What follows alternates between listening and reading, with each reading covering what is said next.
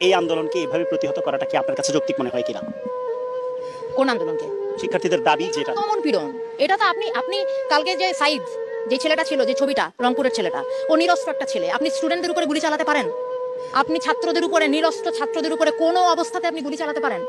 এটার জবাব প্রশাসনকে দিতে হবে। বাংলাদেশের মানুষ এটা জানতে চায় যে আমরা একটা প্রাণের কথা বলবো, একটা দাবি তুলবো, আপনার সেটা পছন্দ না হতে পারে, আপনি বাহাস করেন আমার সাথে, আপনি আমাকে কথা বলতে দিবেন না, আমি কথা বলবো, আপনি গুলি করে মারবেন। ও একটা মায়ের বাচ্চা, ও একটা বোনের ভাই, আপনি ওকে মেরে ফেলছেন। এটা একটা কথা হলো?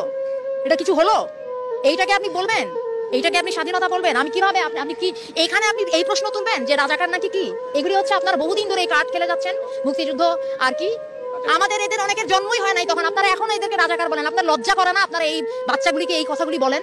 আপনারা লজ্জা করে না যে কেন এই ছাত্র গোষ্ঠী এরকম একটা আশ্রম? আমরা কোথায় কিছু একটা ন্যায্যতার, কিছু একটা অধিকারের কথা বললে আপনারা বলেন যে রাজাকার। আরে আশ্চর্য কথাবার্তা! আমার স্বাধীন দেশে আপনি আমাকে, আমি আমার ন্যায্য অধিকারের কথা বলবো, আপনি কথায়